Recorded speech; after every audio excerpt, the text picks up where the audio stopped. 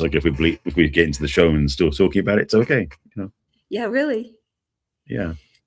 So this week we're going to talk about going out alone. This is another brave thing. We're having a little bit of a brave topic this month, a brave theme, because I think it'll be interesting to hear the man's point of view from you about going out alone. I know that going out alone could be a little trepidation for women, so we will definitely address that in this, because it's a pretty empowering to do it, and can certainly be fraught with a little sweaty palms and a little heart pounding and a little concern. So we will definitely talk about it, because it's a very, very important skill to master, at least do, even with heart pounding and sweaty palms. So first, we'd love to welcome you to the newsstreamingnetwork.com, WGSN-DB Going Solo Network, radio and TV podcast #1 internet singles talk network. And this is Let's Talk Dating with Christine and Barry. Hi, Barry. Hi, Christine. So this is definitely going to be a good topic, because it will appear different for men and for women, but there's benefits to both. And the reason we're talking about this is because even though this is the time of Valentine's Day, there are still a lot of people out there who are single, and sometimes they can feel, especially with Valentine's Day, being more closed off or shut in or hidden away. So hopefully our conversation today will invite you to step out of your comfort zone and enjoy your own company being out in the world. Wow.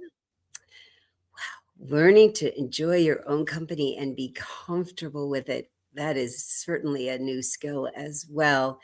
And being a woman, I really do understand our need for safety, our need to surround ourselves with our tribe, with our pack, to have somebody watching our back, to know that we have a friend with us. We like going places with a friend or friends. I am not going to make light of that. Yeah. I hope that you do have friends to go places with, other single women, other married women. At one point in my single life, I had 3 gay guys that I used to go do stuff with, which was kind of fun, because one of them, we liked the same physical look of guys, even though we were attracted to different men, but we liked the similar. And then 2 of them, we liked really different physical look of men. So we could really have fun picking out men for each other. So that was kind of a fun little period of my life, especially going to the beach. We had a lot of fun times going to the beach. And also learning to go places alone, where you would now have an opportunity to talk to new people and make some new friends, hopefully women friends, which would be lovely to meet other single women to do stuff with, as well as strike up conversations with other men, whether or not they're single, because that could feel a little scary too, right, Barry? Absolutely. Part of the conversation I definitely want to cover is where you can go and what you can do when you're single, when you're alone, you're not with somebody else, because that's really kind of a cornerstone of this whole work.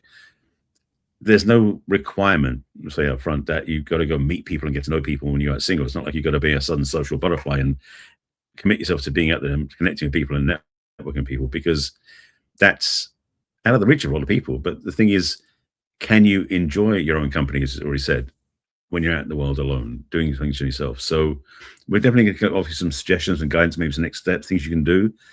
But a lot of it's also about how you are with yourself when you do go out on your own. Yes, I have a number of introverted friends who take themselves out to dinner with a book. They take themselves out to the movies with a book. They read a book while they're waiting for the movie to start. They read a book. Used to be there were 2 movies, and they would read a book on the intermission. And when you put up a book, I, as a more extroverted person, am very respectful. If somebody puts up a book, I don't talk to them as much as I like talking to anybody that comes within 2 feet of me. I realize that that's a please do not disturb sign. So if you want to practice going out by yourself, you generally don't want to engage with a stranger, then bring a book, bring a laptop. You're going to go to a coffee shop. You want to get out of your house and you want to go out where there's other people. Bring something that's engaging you. Sit at a table that's by yourself. If you're going to go to the movies, sit in a place that's generally going to be in a row that there's nobody there when, at least when you first start, or go a little later and look for a row where there aren't people right next to you. It is kind of amazing. I have discovered that you can go to the movies and you sit in a row where there's nobody and somebody comes and sits right in front of you or right next to you. I'm not sure why that works in the world. It's weird. But often if you come a little later, you can pick a place that's not as inhabited by people. But I think a coffee shop, a restaurant, or the movies are a good place to start. And go in the daytime so that when you're walking in and out, you feel more safe because it's still the daytime, right? Especially for women. Yeah.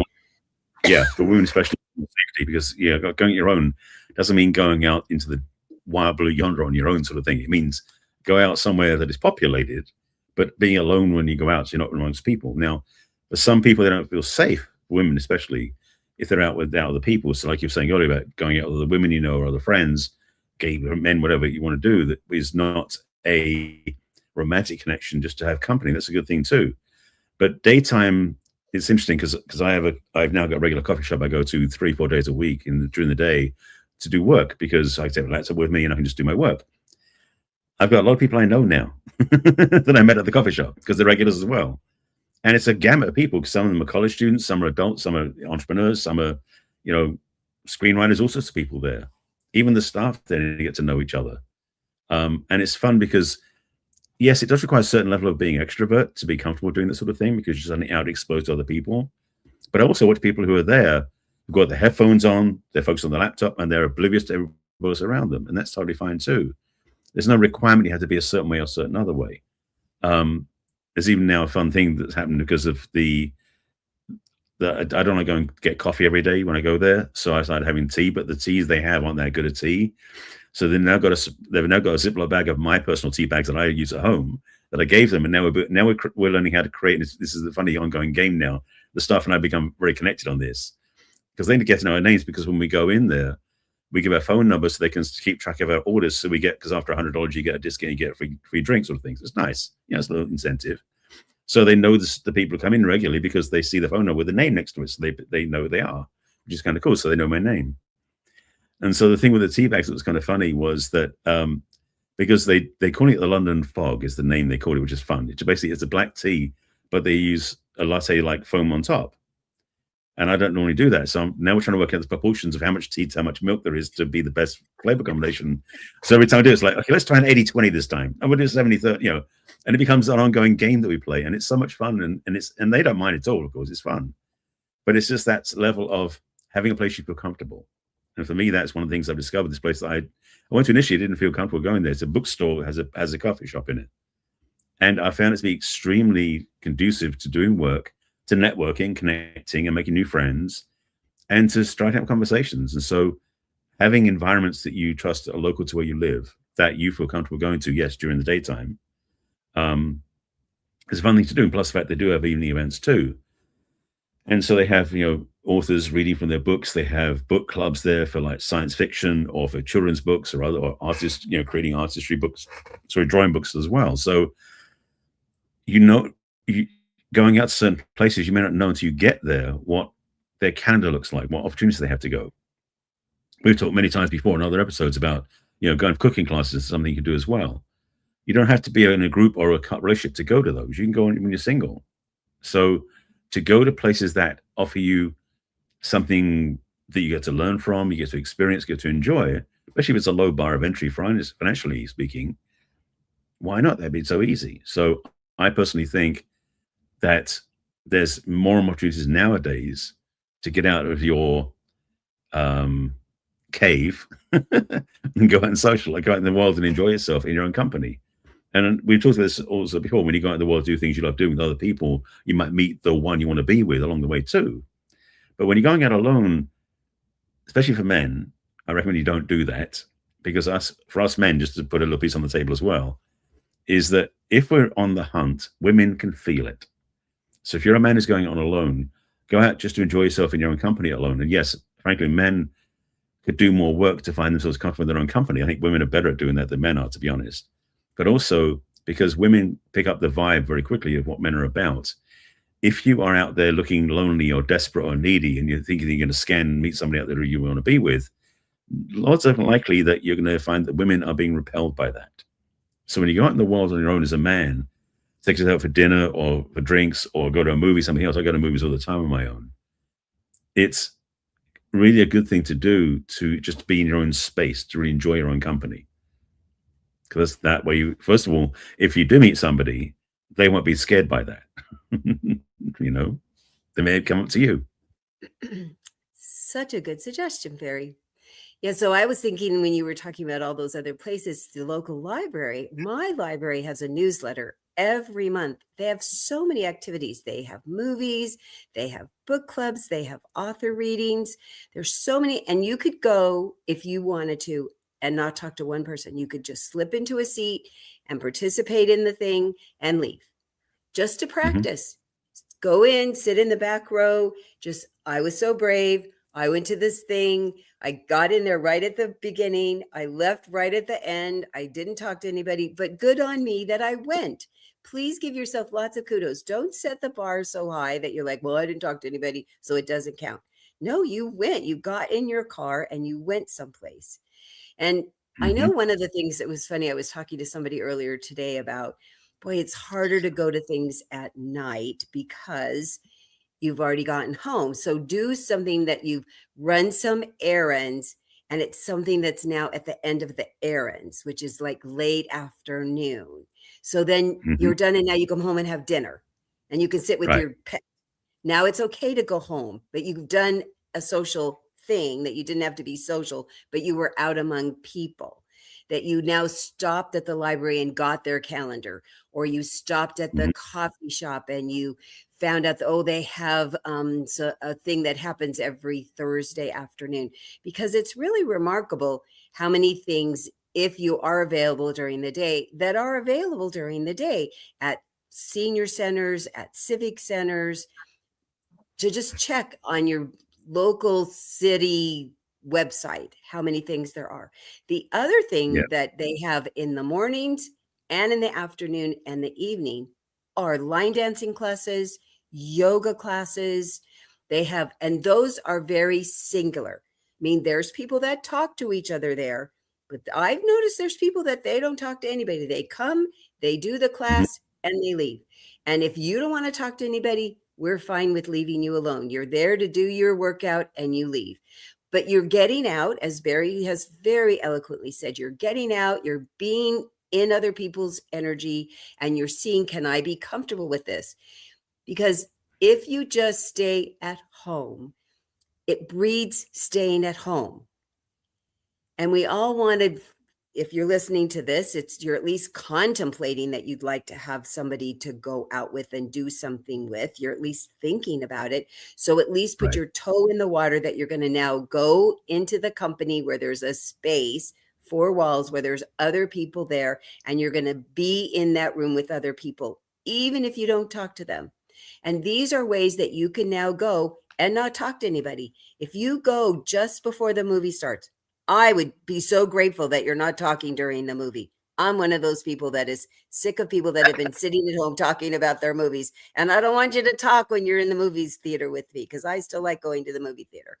And then leave when the movie's over. But you did come and sit in the company of other people and went, oh, it wasn't too horrible. I was still uncomfortable, but I didn't die. Because we think we're going to die if we're in the company of other people and we left our house.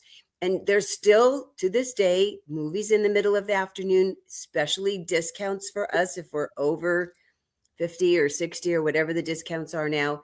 And go do it just to be brave. There might only be 3 of you in the movie theater, and you could definitely sit apart from them. And there's lots of really wonderful movies out there now because of the Academy Awards.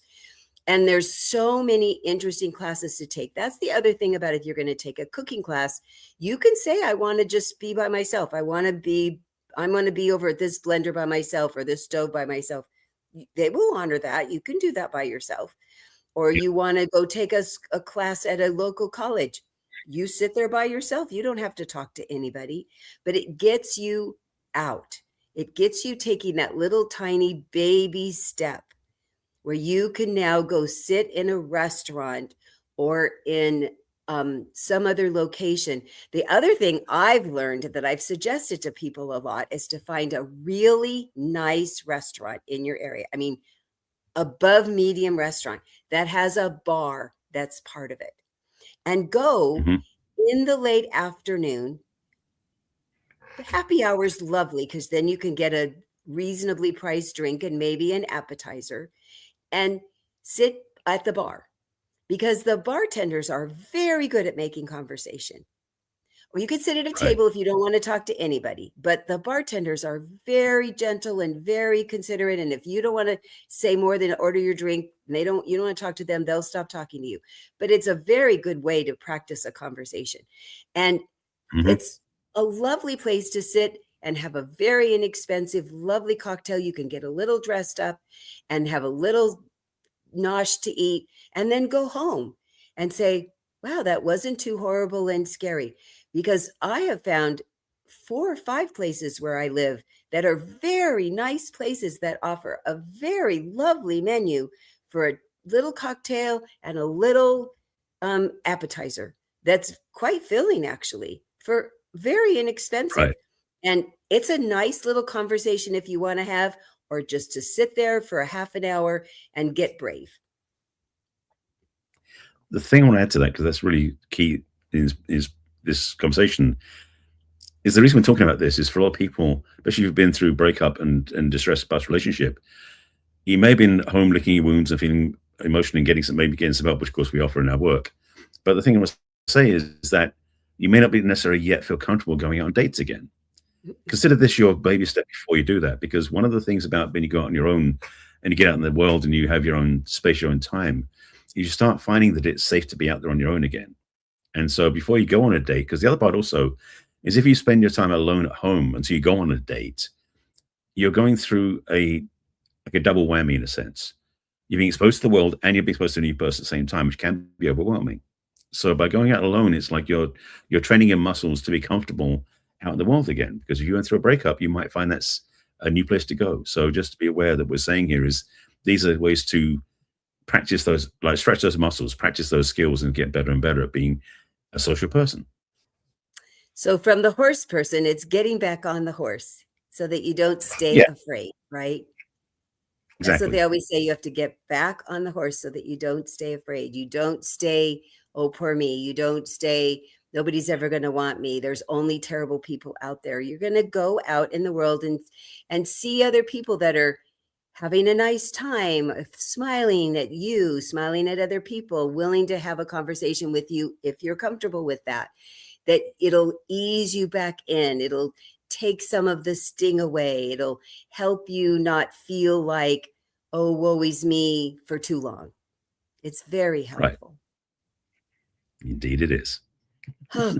We have so much more to cover about this, but we hope that we're whetting your appetite about, well, maybe I could think about going out alone and it doesn't seem so tragedy fraught.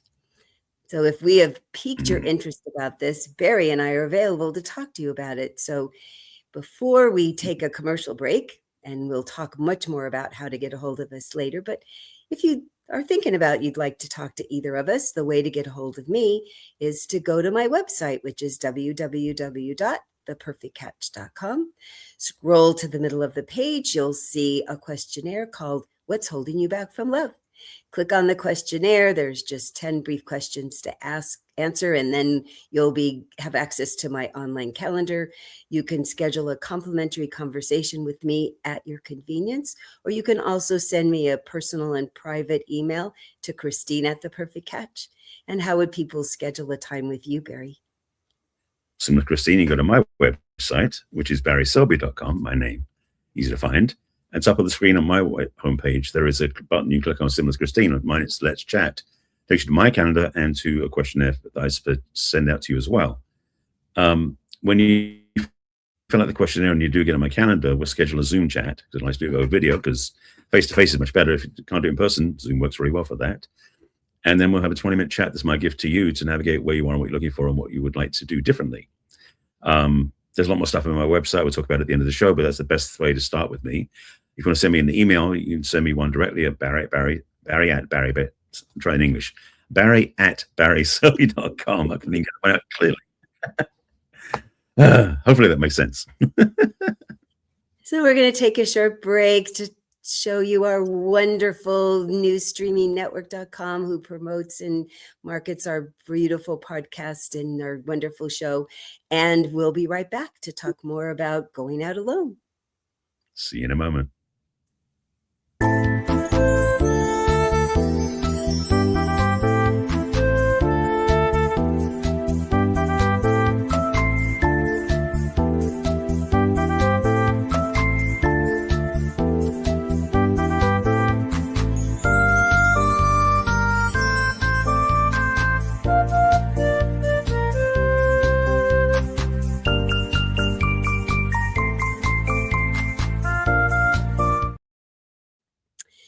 Thank you to the new streamingnetwork.com for putting our wonderful show and podcasts out to the world.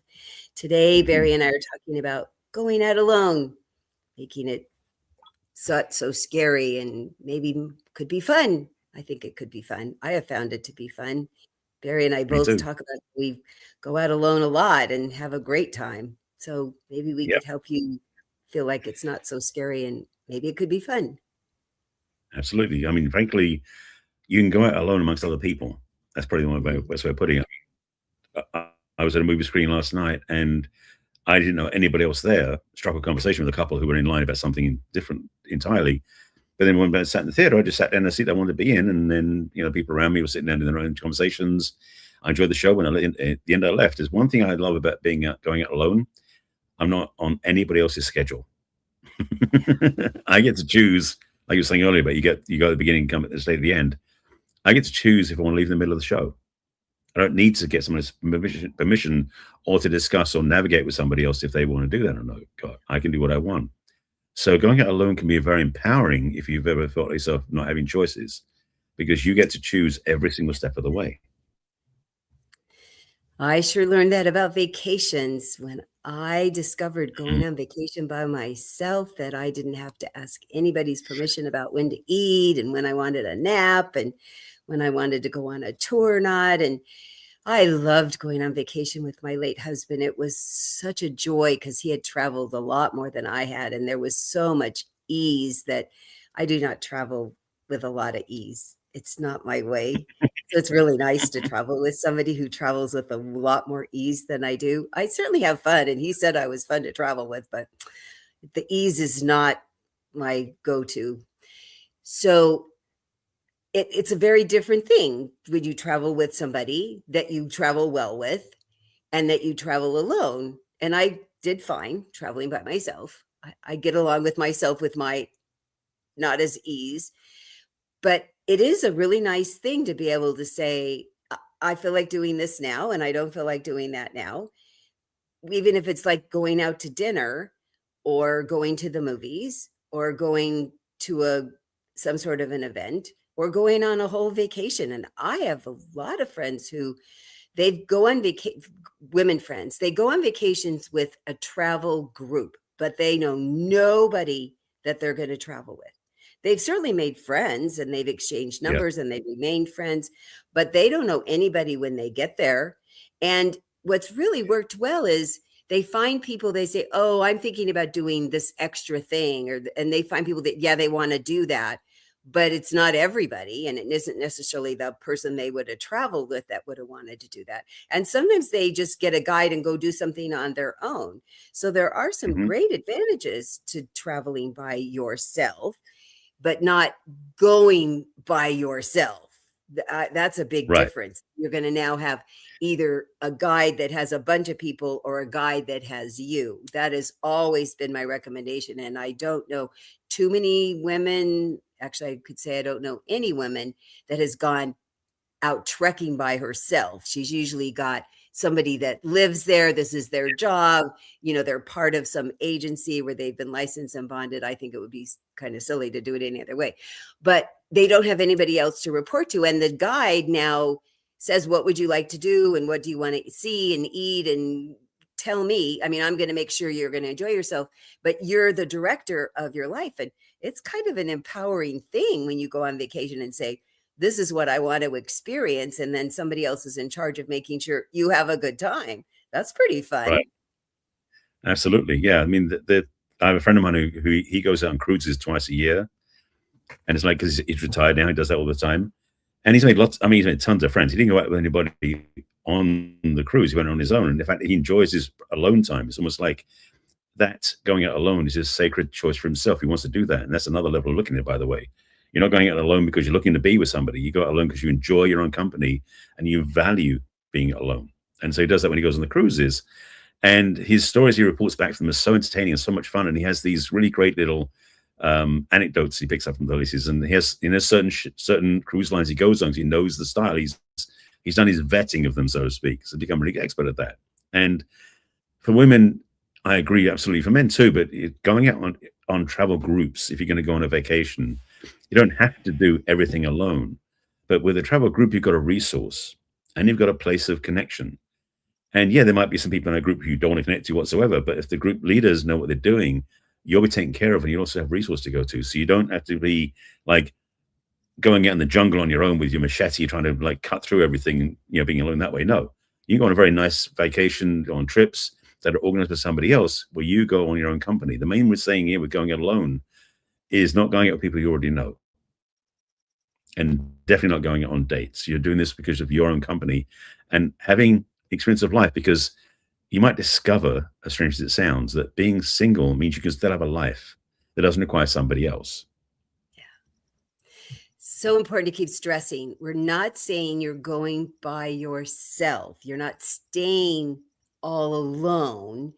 You're going to have people around you, whether you've arranged for it with a travel agency, you've arranged for it that you're going to a coffee shop that you know there's going to be people there. You're going to the movies that you know there's people there. You're going to a lesson, a cooking lesson, a dancing lesson, a lecture. You know there's going to be people there. You're not putting yourself someplace on an island with nobody there. I think that that's part of what our lizard brain goes, I don't want to be alone. Well, okay, I don't either. I don't want to be alone. Maybe in my house. Yeah, I'm okay with that. And maybe for a walk in my neighborhood, but I don't want to go to some strange new place and be all by my own. Never. That's so not me. Mm-hmm. So we're not saying that. We're saying You're not taking your comfort person with you. You're not taking a familiar person with you everywhere you go. You're going to go someplace where you're not going to know anybody, probably, but you've checked it out. So that you know that whoever's there is safe.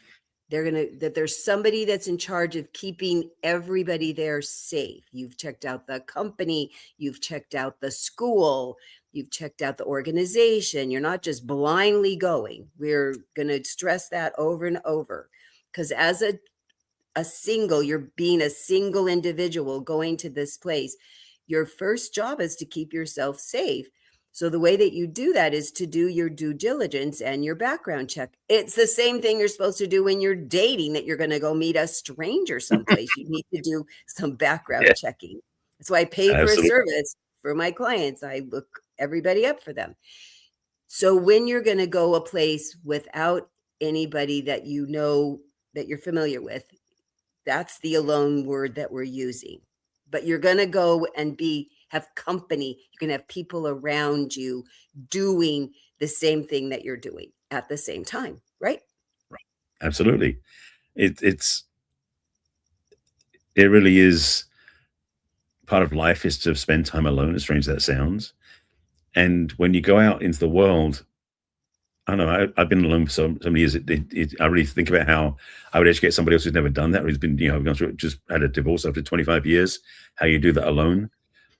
Frankly, the simple way to say, it's like, getting to Carnegie Hall. It's practice, practice, practice. It's getting more comfortable in your own company. And the side effect of this, and I'll say this, as I said earlier, but a different way this time, the side effect of being comfortable when you go out in the world, doing things your own time socially, or however you do it, is you become more noticeable. You become more attractive because you're not looking hungry or needy or panicky or nervous for those sort of things. You become comfortable, and people will notice you that way in a positive way. So it's a good practice ground. The other thing I'll drop in as well, you saw this before as well, is meetup groups. There are so many gatherings that you can find online in your local neighborhood. I saw a friend's post a couple of days ago that I might go to next week. They have an arts and crafts evening that's all social. It's like, $20 a head. I know two of the people running it, so I know it's going to be fun. I don't know anybody else who's going there, but I'm going to go and explore it because why not? And so there are always things, if you live in any sort of civilization, from a small town to a big city, there are always lots of things going on. And if you choose to go and socialize yourself and look out beyond your front door and look at the web and see what's out there, you might find so many different opportunities and activities where you can go play and have fun. And yeah, maybe you'll make new friends. We talked about another show a while ago about when you meet people who aren't going to be your date, but they might know the person who's going to be your date. So any opportunity to meet somebody else socially in a comfortable environment, it might be worth just spending the evening to get to know somebody because you don't know what that might lead to. You're not looking for your date out there, but you don't know what might happen. It's the truth. And one of the other benefits as you're going to go do all these things you're going to do is navigating on your own how to get there. Figuring out, are you driving yourself? How are you going to figure it out? Do you have to take an Uber? Do you need to take a train? Do you need to take a plane? Do you need to figure out how to get to a boat? That the sense of independence, when you learn how to do something, ask somebody else that's already done it, Google how to do it. Don't just blindly go do it. But when you've accomplished something that you haven't accomplished before, the sense of pride and independence is so empowering. Yeah. And it makes you less susceptible to somebody who might take advantage of you. It makes you more appealing to the next person because you don't look needy. Because Barry had talked about that earlier about how men can look really needy when you're looking like, oh my God, I really need somebody. That you want somebody as a companion. You want somebody to travel, because the other part about traveling with somebody that you really care about is to discuss how fun the trip is and your different perspectives. But that you know how to get yourself to an airport. You know how to get your baggage. You know how to get yourself the board at the airport so that you're not completely dependent on the other person. You can pull part of the weight of the travel, that you each have different strengths. You have different parts you play, that you don't have to know how to do everything, but you can do part of it and they do part of it. Part of doing something on your own where you're now joining other people is how you go, oh, I'm better at this than they are. And look at the things they're better at than I am.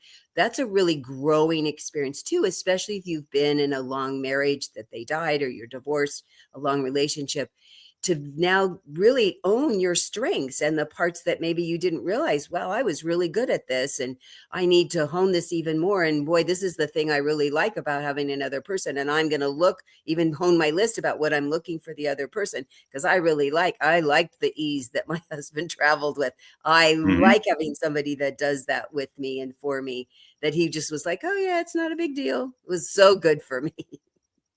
I liked it a lot. You said it a few times. I know that's true. Yes. The thing I would say also is that this is really the step you take after you've done the healing work. Because if you've gone through a breakup or loss of, your partner passed away, or you just had a bad breakup, divorce, whatever that was, you might feel very wounded and very upset. Now, both Christy and I for counseling work and guidance, people are going through that. But in a way, what's happening, the going out alone is something you do after you've done all of the healing work. Because the truth is, once you've done the healing work, there may be a certain sense of trepidation, uncertainty about putting one foot outside the door. And if you've been with somebody for 25, 30 years or more, you've been almost attached to the hip to a degree. You might feel so like you don't know how to live life without them. But this is a big stretch. So we're not making this light saying, oh, it's so easy to do this. But we're saying if you can do this, if you're willing to take the steps to become more social, to get out in your life and to have your own life back again, especially if you've lost somebody because they passed away, I would first of all say that they're looking down saying, good on you to get out and do stuff. Because they don't want you moping around forever and ever, because that's not what most people, just trust me, I know this. But the second part is that life doesn't end when the other person's gone.